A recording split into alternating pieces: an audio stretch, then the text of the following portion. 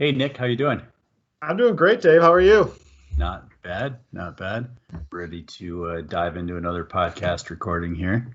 Yeah, glad to be back. This should be a good one. Yeah, yeah. And so a couple weeks back, we talked about the fact that interest rates are really low right now, and the effect that has on people trying to save money in the bank. And the flip side of that is when interest rates are low. Um, it's a good time to look at your loans, particularly your mortgage loan, usually, and consider refinancing. Yeah, cheap money. That's the reason why the Fed lowers interest rates, right? So there's Right, cheap money out there, and this is a way to take advantage of it on a personal level. The right. mortgage loan, which tends to be people's biggest debt. Yeah, yeah. And so it's pretty common this time, when we get in these kind of cycles that people will ask us for the financial planning perspective on whether refinancing makes sense or not. And there's kind of there's a lot. It's often a lot more nuanced than people realize. So today we'll go through the things that we weigh into the decision with clients on whether it makes sense to refinance or not. Yeah, sounds good. Usually we would love to give easy answers, but Yeah. unfortunately, that's not the way this works. So we've got Yeah. some questions you should consider, and we'll kind of go through those and talk you through them, and hopefully this helps you make that decision. Sure. So the first thing to do is take a look at your current mortgage, and it always amazes me how many people don't really know what their current mortgage looks, what the balance is, what the rate is, how many years they have left to make payments. So that's always the starting point. Where are you right now? Yeah, and part of that's probably a consequence of living in the set it and forget it world of it just Right. comes out of my bank account. Um, Right. but yeah, knowing these numbers is an important part because at some point you're going to want to compare where you're currently at to where you would be at, and the only way Right. to do that is know where you're currently at, and so we can kind Right. of come up with some analysis of what makes the most sense. So knowing your current terms is critical in making that determination. Yeah. And the first thing everybody looks at, and the most logical thing is what's your current rate? Am I paying 4% right now when new mortgages might be at 3%? And that's the most obvious thing to look at. And kind of as a rule of thumb, if the rate difference is more than 1%, it's probably worth digging deeper into. But that's always been kind of a starting point for people. Uh, Yeah, that 1% thing is kind of, if you're at that 1% range, it probably makes sense to look at it. The other thing to consider is how big your mortgage is, too. right, right, So the more you owe, the more 1% shift in interest rate's the bigger exactly. difference it's gonna make. Right, right. Of course. And along those lines, where you're at in the payment schedule on your current loan makes a difference too. If you've got a 30-year loan and you're 20 years into it, the way the amortization tables work, you've paid most of the interest already at that point. And a big part of your payments, or a bigger part of your payments at that point, are going to be your principal. So you're just paying yourself back. Right, exactly. So where you're at, and then the other thing to consider as well, and the reason why these are decisions is there's a cost to refinance, right? Right, So, if it was just, hey, I'm going to save 1% interest and there's no cost to it, then everybody would do it. But right, unfortunately, the reason you need to know the terms is your new loan and the terms of what the refinance loan would be, is because there's a cost to that. And so, what are the costs to refinancing, and how does that compare to where you're currently at? Because ultimately, you're either paying a sum of money out of pocket for those closing costs, or you're rolling that into your loan, and so you're going to have a larger loan than you currently do. right, right. And you're basically starting over. So that kind of that closing cost idea kind of feeds into our next point to think about, and that's how long are you going to live in the house? You know, if you're not going to be staying in that home long enough to recoup to make up in the difference in interest what you're going to pay in closing costs, then refinancing probably doesn't make sense. Yeah, and so, when you have the terms and you've figured out what the terms of the new loan would be, what we often will do is run kind of a break-even analysis. Yep. So, how long does it take to recoup those closing costs and the cost of the appraisal if you need to get one, all that stuff? Is it going to be 3 years? Is it going to be 15 years? Right. And if you're planning on moving within the next 3 to 5 years, it probably doesn't make sense. Right. Right. And yeah, the best way to do it is just to run an amortization table of what your current loan looks like, run an amortization table of what the new loan would look like, and kind of see where you get to the same cost. And which is fun for us finance nerds, but not necessarily, everybody's cup of tea. Yeah. I bragged to somebody. I found myself bragging to someone the other day that I could build an amortization table in Excel in about 2 minutes from scratch. But, Yeah. I don't know that that's something you can put on a resume necessarily. But it should be. It should be, right. And the reason we bring that up too is because oftentimes when you're talking to the mortgage person, which by the way is incented to get you to refinance, you don't always get these numbers, right? So what they typically will focus on is how much money are you saving in your payment? Yes. And unfortunately, what goes into what your payment is the interest that you're paying and how long you're paying the loan, not just what the payment is. So that's not always an apples to apples comparison, which is why you need to know this is where I'm at right now, this is where I will be at, and comparing those so that you can get a real clear picture of, is this in my best interest? Yes. Yeah, they might look at it and say, well, we can lower your payment by $200 a month, but what they don't tell you is you're going to be paying that payment for another 15 years longer than you would have otherwise. Right. And which is kind of obvious, but it's not always spoken.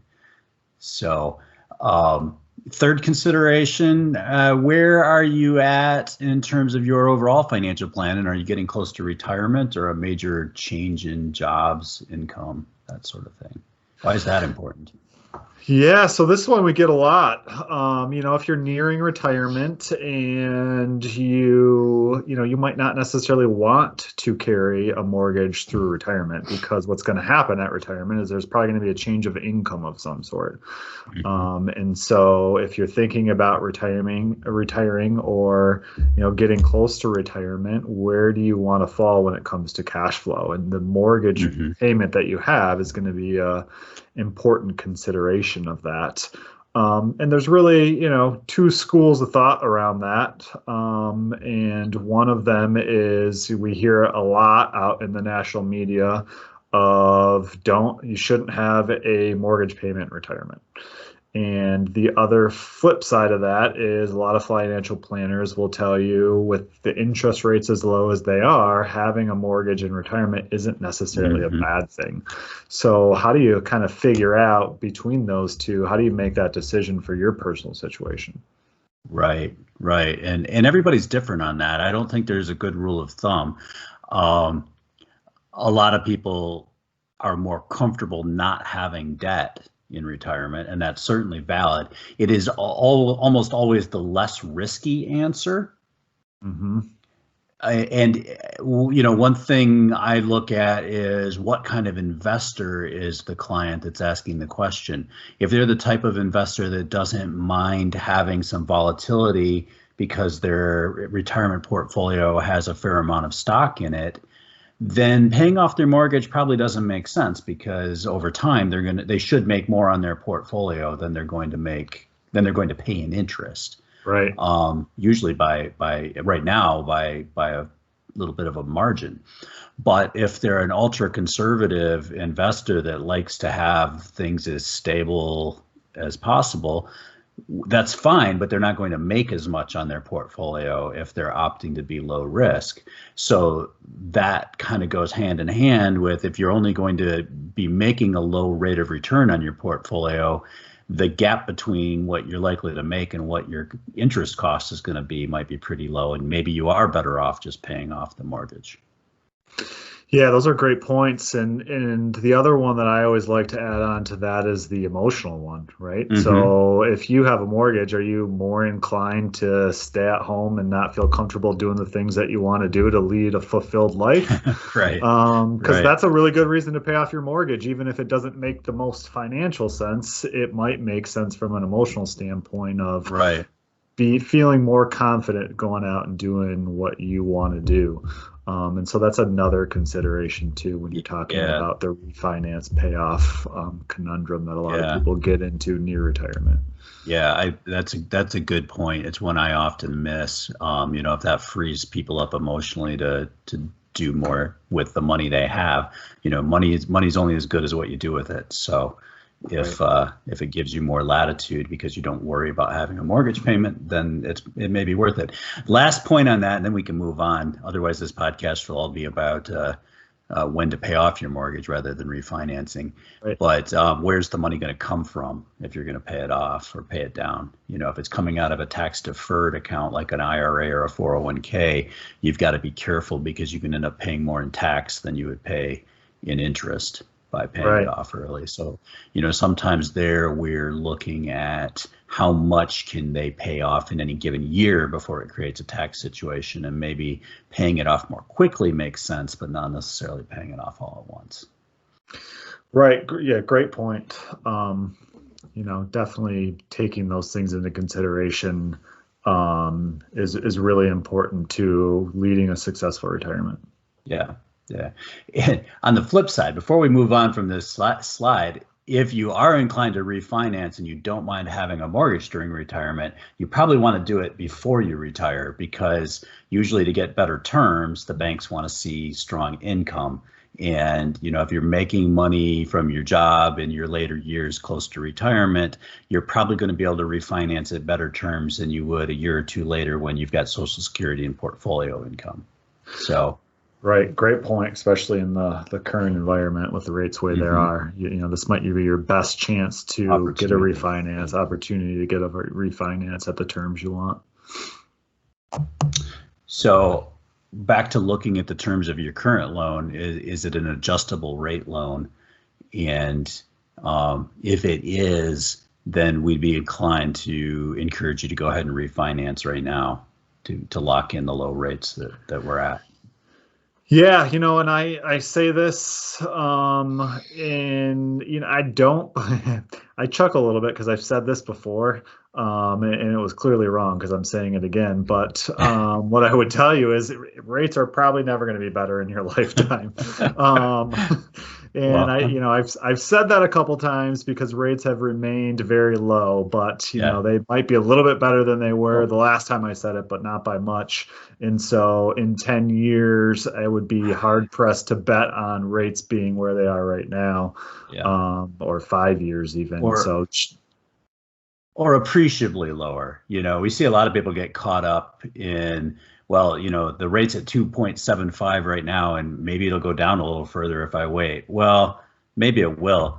But, when you look at that compared to average rates and what loans have been at over your lifetime, whether it's at 3%, 2.75, or 2, kind of immaterial. It's not 8%, or, right, right. some of my clients talk about their first mortgages in the 80s being in the teens. Yeah, So just keep it in perspective. Don't drive yourself crazy trying to get the absolute lowest rate. Just recognize that it's a process, and now is a good time in general.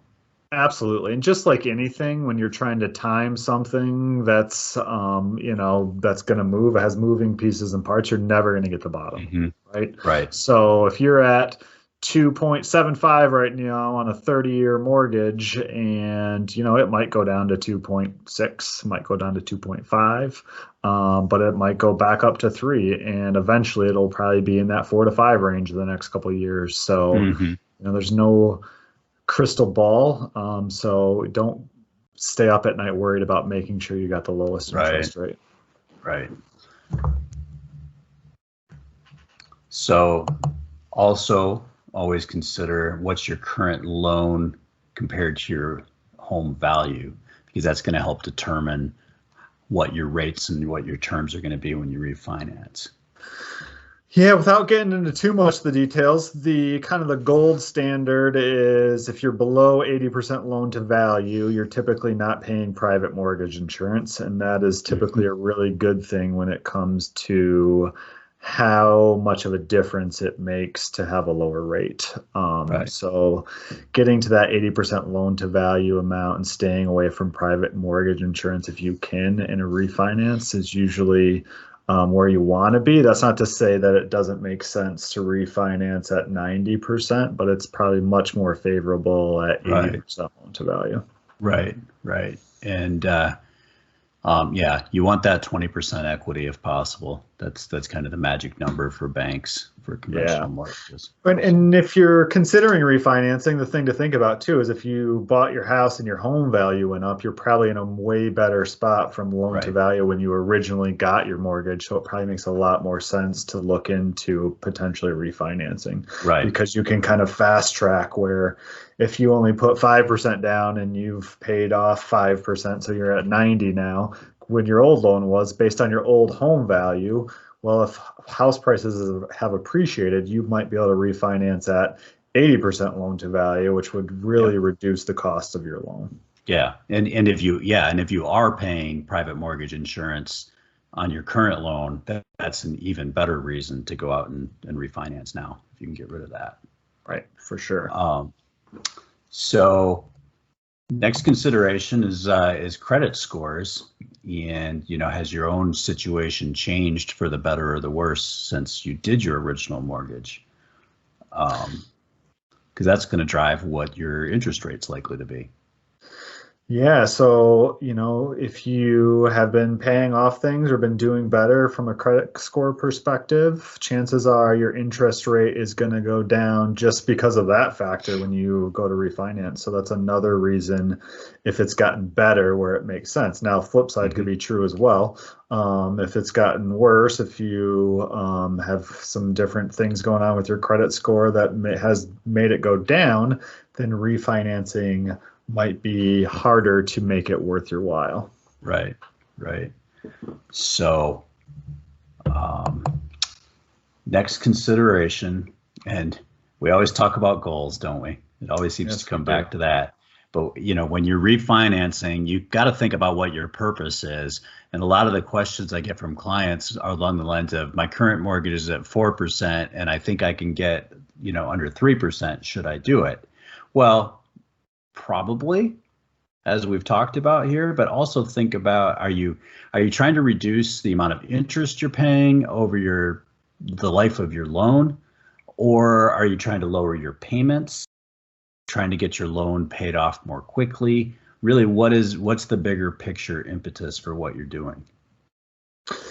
Yeah, that can have a big impact on it. And the one that I run into quite often is the one that I've seen get a lot of people in trouble is refinancing to lower your payment or to take cash out to pay off other debt, because you're not really necessarily treating the causes of needing to lower the payment or needing to refinance the debt. You're treating the symptoms. So you're taking kind of the easy way out as opposed to doing the hard work of, hey, let's come up with a budget and let's live beneath our means so that we can pay this stuff off, as opposed to, hey, if I lower my mortgage payment, then I don't necessarily have to change my behavior. And that is something that will typically get people into trouble. We saw a lot of that with the fallout of 2008. And so really considering what your purpose is, not that reducing your payment is necessarily a bad thing, but it's not a silver bullet that will solve everything for you. So be really careful about your intentions when you're going into paying off or when you're going into refinancing your mortgage. Yeah. To put it another way, it's not uncommon to see someone take $10,000 of equity out of their home when they refinance, pay off $10,000 of credit card debt, and then 2 years later they've got a fresh $10,000 of credit card debt and still owe $8,000 or $9,000 on the money they took out when they did the refinance. So yeah, right. you got to deal with the real problem, not just how you're paying for it. Yeah, because if you think of that, that scenario, now you're in a worse off position in 2 years as opposed to being in a better position. Right. So, making sure that you're doing the hard work necessary and not just using your mortgage or the equity in your house as an easy way out. Because unfortunately, like all good things in life, there really is no easy way out. You have to do the hard work of figuring out the cash flow and the budget. So, yeah, one of these days we're going to make it through an entire podcast episode without having to talk about budgets and cash flow. I think we need to make that a goal for our listeners. There you go. But it's hard, awesome. and that's just the root of financial planning right there. Absolutely. So I think we've covered most of the things we have to think about when it comes to refinancing a mortgage. Just keep in mind where you are, and it's not always about a lower rate. There's a lot of other factors to consider, but in general, this is a great time to at least be looking at it. Pull out your old mortgage, call up your banker and do the math, or call somebody like us and we'll help you do the math. Absolutely. And we have, if you go to our website, srbadvisors.com, and click on the blog and find this podcast in the show notes there, we'll have a link to a flow chart that will help kind of guide your decision to whether or not it makes sense to go through and draw up a break-even analysis and contact a mortgage person. So Look for that on our website as well. Yep. All right. Well, thank you, Nick.